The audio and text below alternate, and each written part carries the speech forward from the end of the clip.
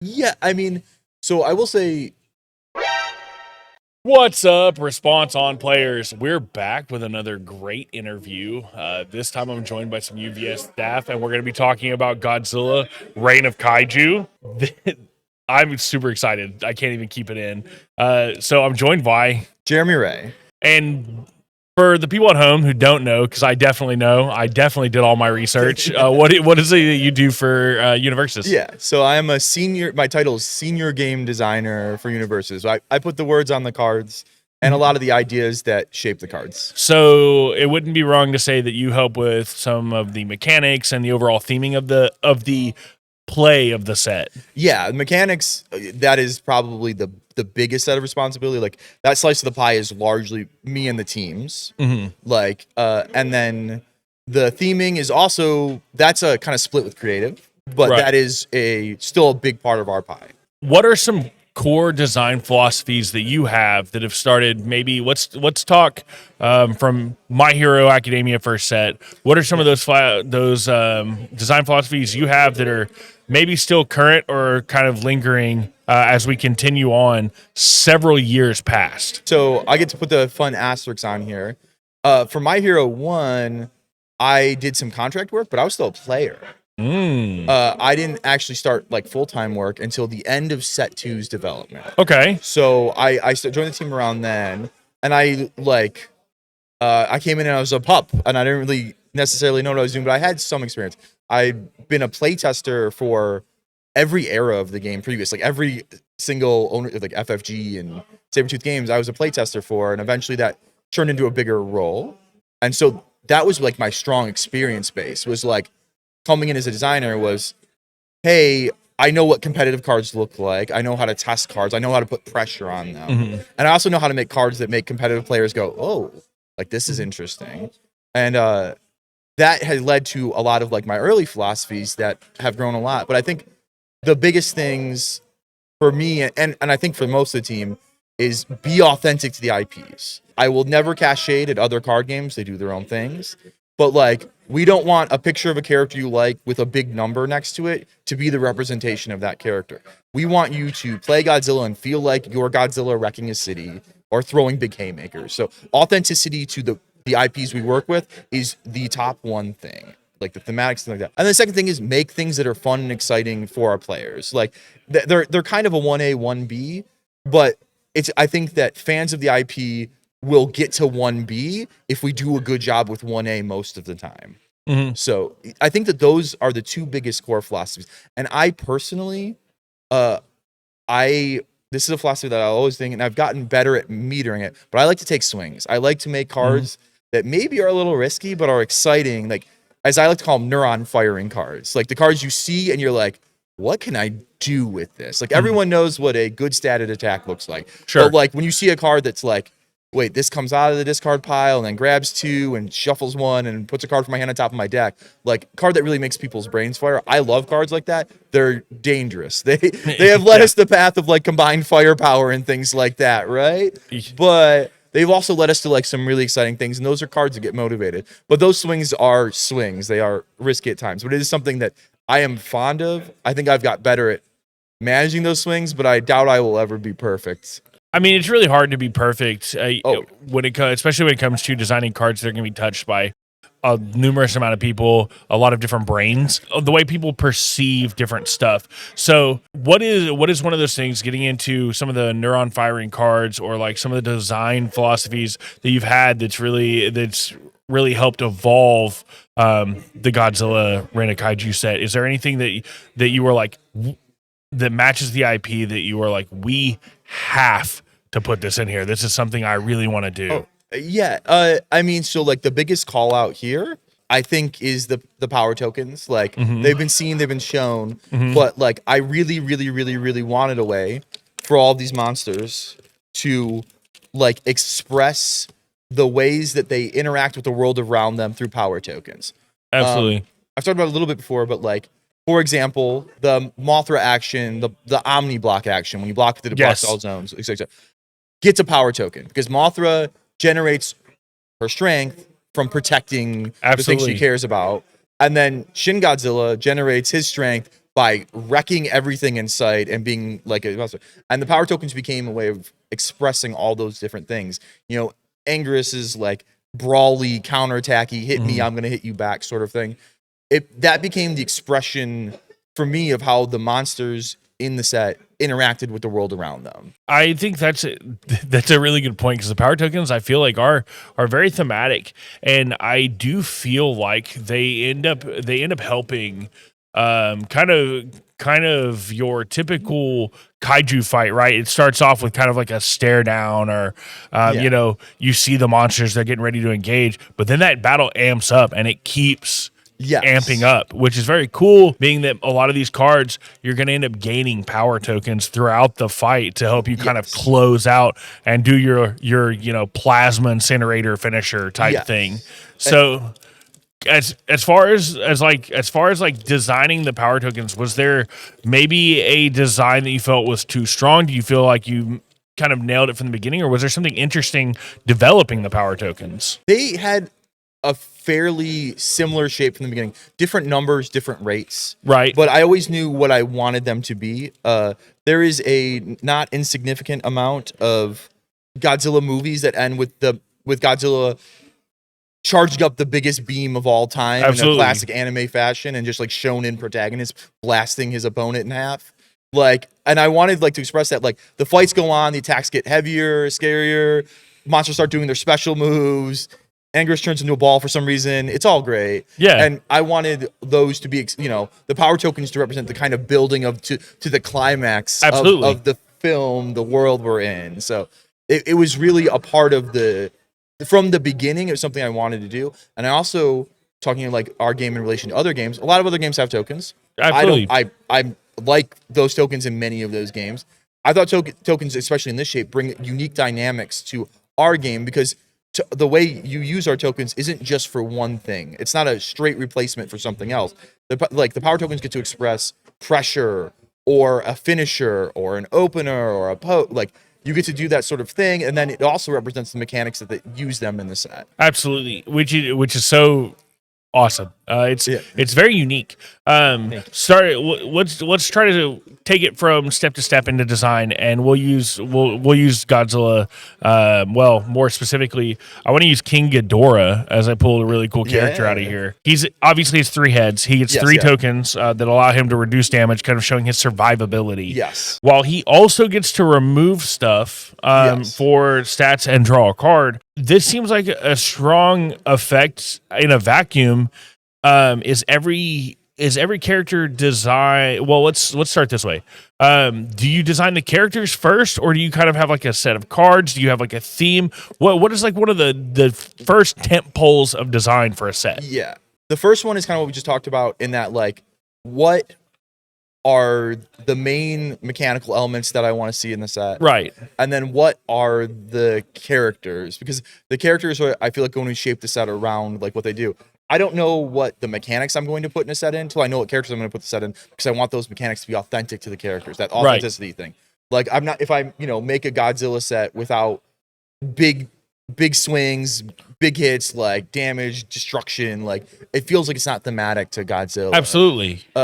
And that's like the first point. So the characters do kind of come first, but they don't necessarily come alone. Like like a lot of the characters I design and what I kind of call like this is what I think the 3 most important cards to this character would look like if I were to like make the dream kit on paper. Right. And then I will kind of iterate from there, like, all right, this is what this character needs to function. Like, some characters are kind of made by their support, and other characters are made by their abilities. Right. But those are both okay. You just kind of have to know what's wrong is when you do one and it goes the other way, or it just doesn't work at all. So designing characters first, is there ever a time that a character is designed kind of in a vacuum before, like you said, you start with the characters? Is there one where for most of the design, the one is designed in a vacuum, or with maybe something that you're like, we've already nailed it and numbers don't get tuned? Or do the numbers go through a lot of things? Are there several iterations of the characters? So there is the occasional, as I like to call it, smooth sailing card. Where it's Sure. like, this is the first version. Maybe we change the block mod or something. Sure. And then we don't have to do a lot to it from there. Like, you always check the numbers. Every card's getting tested, to be clear. But some cards are just like, oh, nailed it. And there's also cards that are like really baseline stuff. Mhm. So like, we all know that a 1/5 that commits for -2 speed is fine. Sure. But if you want your set to have like reasonable limited play and things like that, you do want a couple low rarity speed reduction cards so everybody feels like they can block a little bit. Right. So like, you're still going to put them in there, and you also want to make sure all the symbols have access to something like that in constructed, because those are actually competitively viable cards. Right. So you know some of that, and then there's cards that go through like 80 versions. And like, funny, like, we were just talking about this. I pulled a Mechanical Legion in my pack, the one you Yes. can have 6 copies of. Mechanical Legion went through a lot of versions. Right.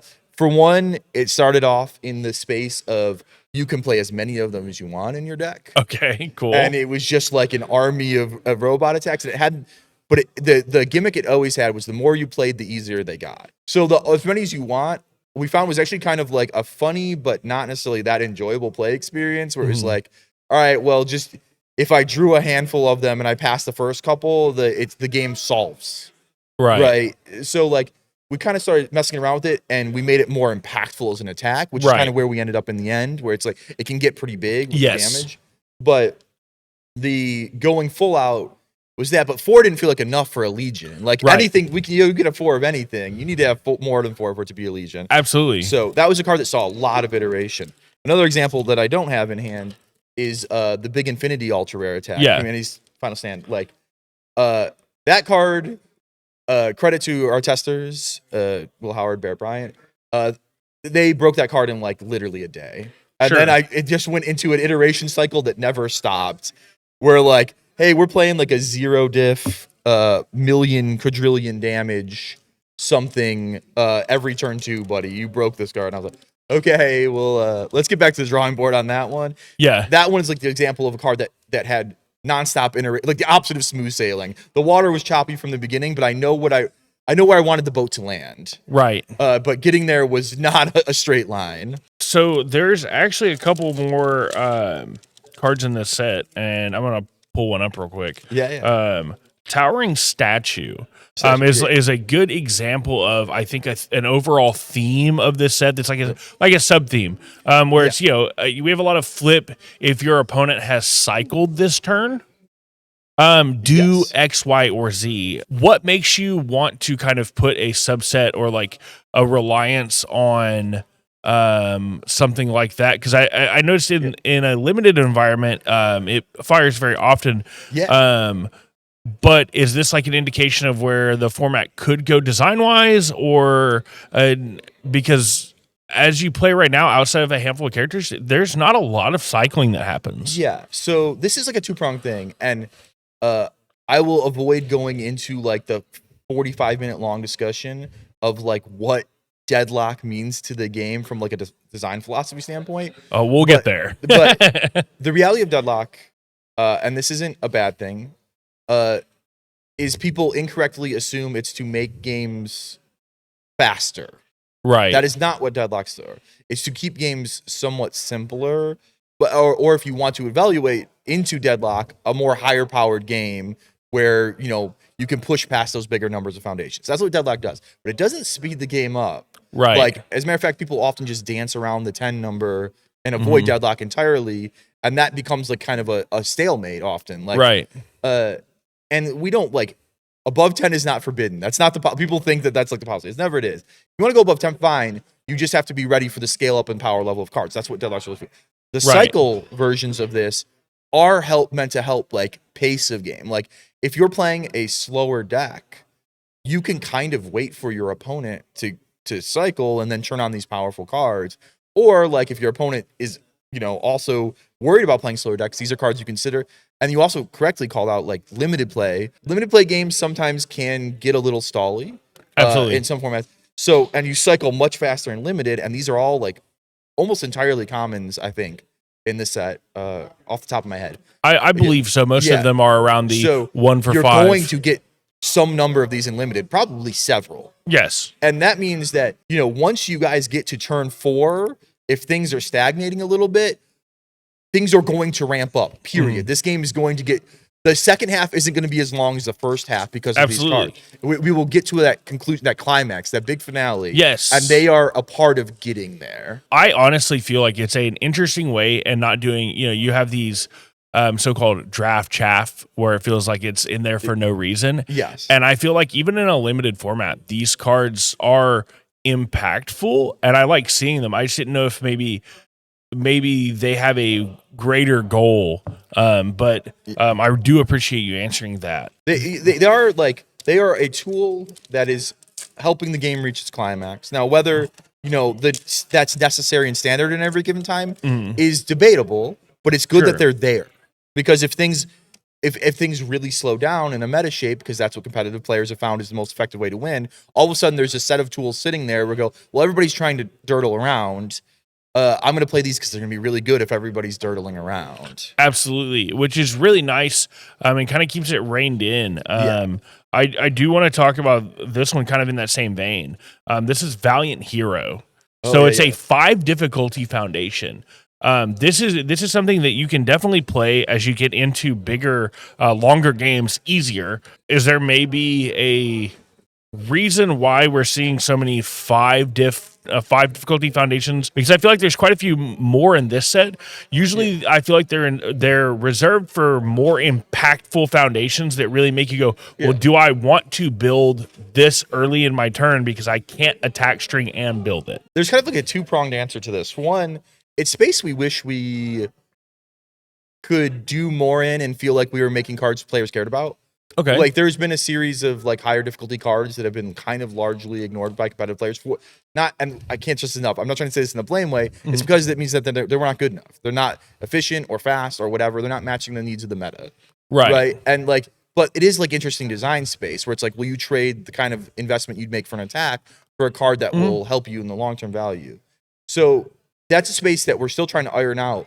Like, what will get people to play it? Like, Imprison has seen like an uptick in play lately from AOT, 4-diff, 4-check, and things like that. So we're kind of figuring out what shape it takes to get players interested in engaging with those cards. Right. And then 2, there's 2 characters in Reign of Kaiju that like high difficulty foundations for different sets of reasons. Absolutely. Godzilla likes Titan of Terror, likes 5 diffs because he can cheat him into play. And out of his discard pile, and then Jet Jaguar likes 5 diffs because he will make your opponent reluctantly hand you one and put it into your stage if he can clear out his discard correctly. So both of them get incentivized for doing that, like a little bit more than like any of the other characters. There's incentive in the characters, but also incentive for us as designers to figure out where that space is, so players are really interested in it. Yeah, I would like to say that a lot of the speed at which the game changes from set to set here recently has felt more, it's going into like a faster pace. But I don't know if I'm incorrect in asking, was Godzilla a chance to maybe middle it out and try to hit middle of the road for some of these in a way that is both interesting and still engaging? Yeah, I mean, so I will say the goal is always kind of to middle it out. I saw a face. Yeah,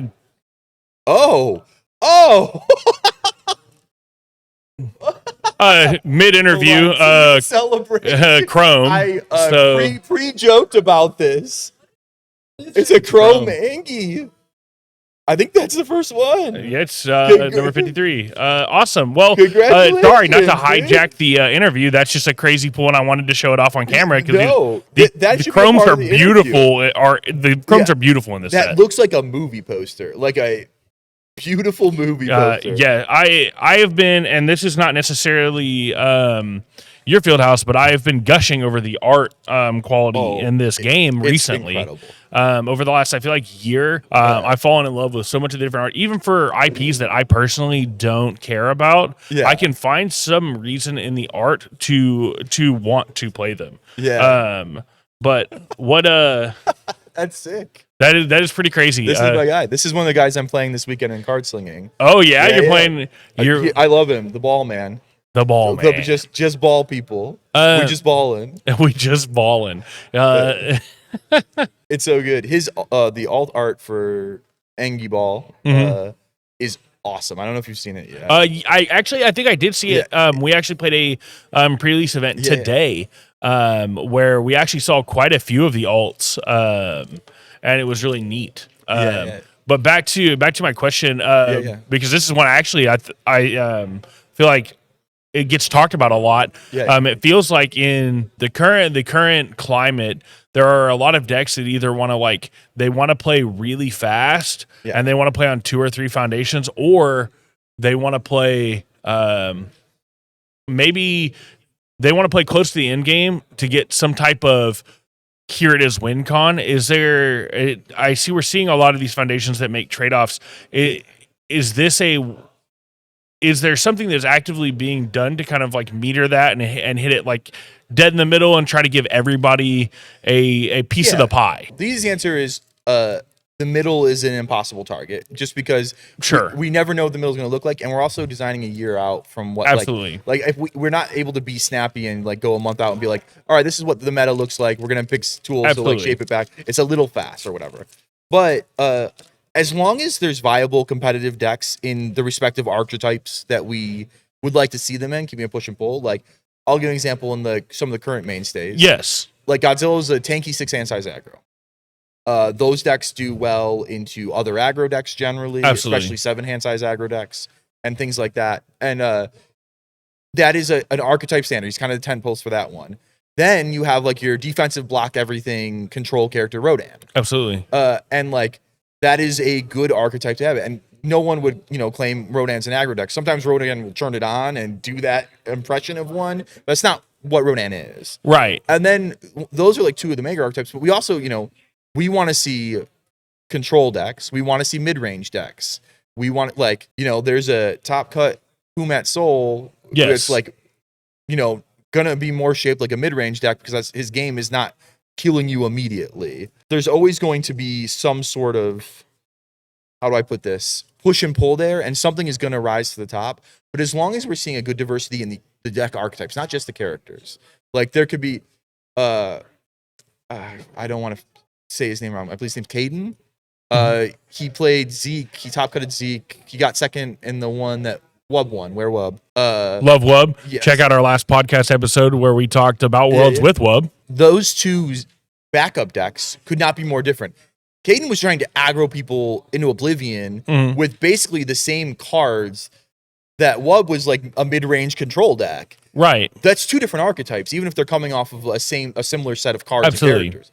So as long as we're seeing all those archetypes, now if every top cut is just 8 6-hand size aggro decks or 8 Rodan decks or something, 7 controls, like we have a real problem. And if any one deck is like really dominant, that's another problem. But as long as we're seeing good representation for the various different types of deck archetypes, and so far I think that has been pretty good, we're always trying to maintain that balance. We're making sure all these archetypes and all these symbols are getting tools to keep them interesting. Like one of the ones that I wish it was easier to nail, but it always feels tough, is the symbols, honestly, of that sort of things, where I wish we could nail both deck archetypes, but also symbol viability at like an equal level. And it's a tough, there's 12 symbols, but it is something that we are striving for, and something I think we're more engaged with as a design concept than maybe ever. I definitely feel the push and pull ebb and flow, especially as you get more from set to set to set. I feel like we had a lot of similarities between 3 Attack on Titan sets. And I'm starting to see with like turtles and some of this stuff, we're breaking the mold of that. And we're going back to some of these other symbols that have, dare I say, been neglected. I think it's reasonable. Like it doesn't need the asterisks. Like the AOT block taking up so much space and 6 symbols not being in them left a disparity between the symbols. And it's something, you've seen some of those other symbols reemerge prominently in some sets past that block as we try to kind of regain normalcy and balance those out. But yes, absolutely. And blasting off into our next our next talk. There's a lot of keyword manipulation in this set. What are some of the core mechanics that go into making you want to mess around with keyword numbers? I know it's done a little bit in the past. Usually it's not a lot, but there seems to be quite a bit. Are those mechanics that you're really testing the waters in on this one, or give me some of the insight between the keyword manipulation? So this is a great question, and I want to say two things about this card right here, blasting off. From a design point, it's a card that is in a series of ultra rares designed for the Challenger deck characters. Absolutely. This is a Challenger deck Kiryu card with his, symbols basically. Absolutely. So that is one thing, but also in the pursuit of like helping. It's a good question because I could go in a totally different direction, talking about symbol identity and how we're trying to tamp some of those things in. And part of that lock in for symbol identity is we want kind of the symbol all in particular has had a really nebulous relationship with symbol identity. Most people could just tell you it's the one that drew cards. That is about as far as they would tell you about the all symbol. With the symbol change, the visual change, and some of the other stuff, we also wanted to focus in tamping in the identity. And part of its identity is going to be keyword manipulation. So there's a few cards in the set that are all symboled that are there to mess with keywords. And you see that specifically in Gigan support and things like that. But also if one symbol's doing it, some symbols should be doing it kind of secondary. And so it's also kind of an order thing. Your Patrick Babies of the world type things and things like that. So it is a new symbol identity concept that we're trying to tamp in a little bit. It's going to take time. And because you also, that other push and pull of authenticity, some characters just don't make sense as some sort of keyword gated character. So you can't really tie keyword mechanics into them quite as easily. So there is definitely a more of a push for it as we're trying to iron it in as part of some symbols' identities. But if people were to argue with me now, hey, these symbols don't do that now. Yeah, that's probably true because we haven't quite developed that and established that's a thing they're going to be doing. But Godzilla is the start of really trying to lean into that more and more. And I think you'll see a continued push towards it, but it's going to take time. Developing a whole thematical concept is not a 1 or 2 set rollout. It obviously, you're designing a year in advance, give or take, and having to take some of these things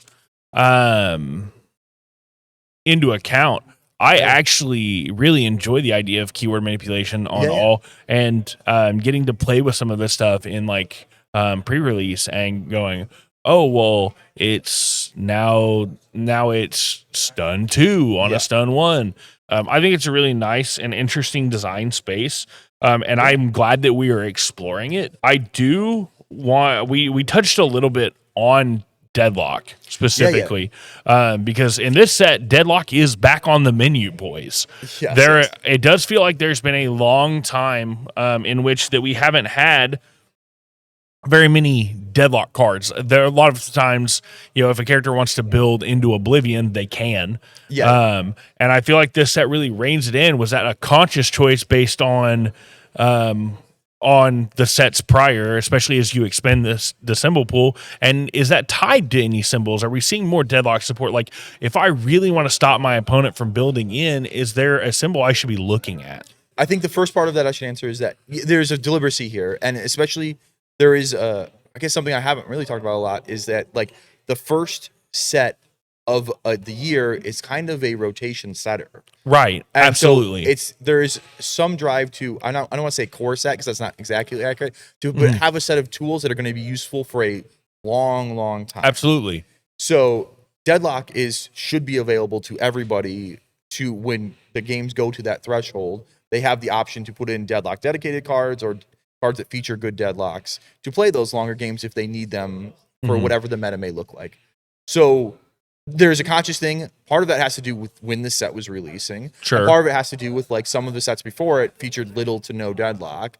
So, it was time to kind of refresh that pool. But it's also something where you don't necessarily want a million Deadlocks everywhere, because then you don't want that to be you don't want every single card to say Deadlock, because then either no one's playing that game or it's the only game they're playing. Right. Absolutely. And so you have to keep that pool balanced. The first set of a year after a rotation is a really good place to kind of set that tone.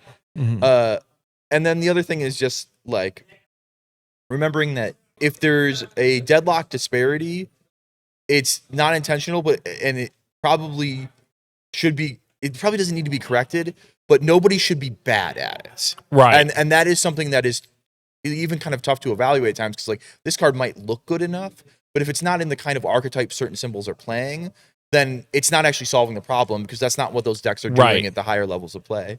So it is like, it's a difficult dance, and there's cards we've made that like we thought might be impactful in that space that really weren't, like deadlocks on useful cards. And then there's cards where it's like, yeah, we knew Vile Seizing was a crazy deadlock card. Yeah, like there was no illusion. Yes. We felt like those symbols were lacking in deadlock tools to an extent.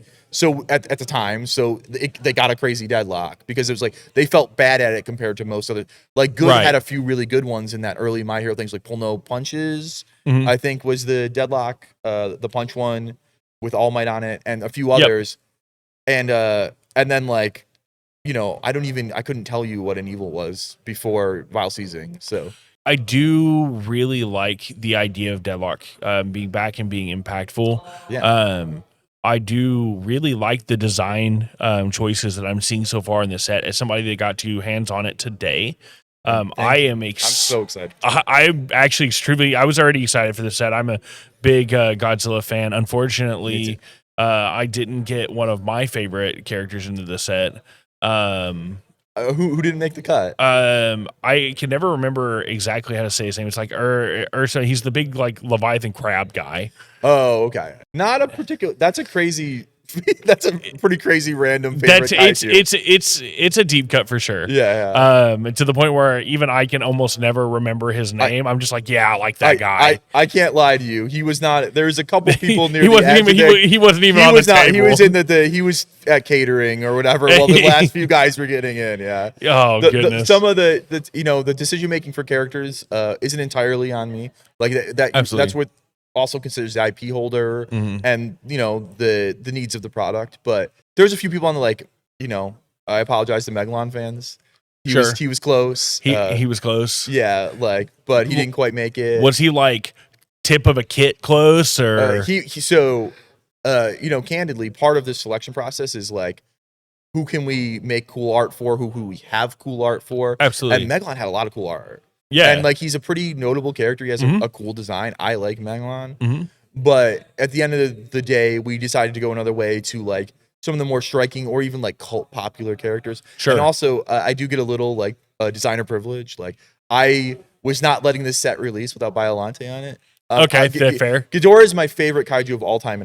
I will die on this hill that Ghidorah is the best visually designed kaiju ever. He just looks insane. He looks very imposing. Yes. And, I feel like he really does his job as a kaiju. He is an aura farmer for sure. Absolutely. Yeah, and Biollante is a personal favorite of mine. It's one of my favorite movies. Sure. It's a really different Godzilla movie, and there was just no earth where that character. I was going to make this set, and that character wasn't going to make the cut. Sure. And Biollante did not have a lot of art available, unlike Megalon, who had a surprisingly large amount of it. But I was not. I couldn't accept Biollante not being in there. And Biollante is a cult fan favorite. There's a lot of people who love that. I actually saw a sick Biollante statue in FYE just the other day, and I'm like, people do love him. People. This is my plan. There are some people that love him. Sure, probably. Yeah. But yeah, so Caesar, Megalon were characters that those two were close enough to get designs that didn't make it to the final cutting board. But you can only do so many characters, and you can only do so many characters and keep the set cohesive. Yes, and this set does feel cohesive. This set feels good. I'm super excited to get to play it, and I'm really excited that you sat here and gave me your time to let me pester you with some of these questions. I'm happy to. Jeremy, we're really, really appreciative of you sitting down and talking to us, man. Yeah. Is there any big shout out you want to give before we kind of cap this thing off? I mean, I say this every time, so it's not surprising. Shout out to the design team. I am not an island. I see this in Discord stuff all the time. J-Ray set, woo, broken cards, blah blah. Every set is a full team effort. Absolutely. The lead is not even designing all the cards by himself. I'm sitting in chat or in person at times with them going, all right, what does this kit shape look like? Like, what words need to be in this? Like, and then once we hit development, everybody's getting feedback, everybody's reshaping cards, everyone's coming up with ideas. Like, it starts off kind of as your baby, but you know, help there. And then you're sharing with everybody, and everybody's adding pieces and Absolutely. and then by the end, it's an everybody project. So like, this isn't the J-Ray set, but I do. I'm really, really, really proud of it as an individual because for one, I love Godzilla. It's like a truly an honor to work on this IP. I've loved it since I was young. Like I have favorite eras and characters. And absolutely. It's the type of IP that really sticks in your head, and when you're a fan, it can take up a lot of your time or brain space.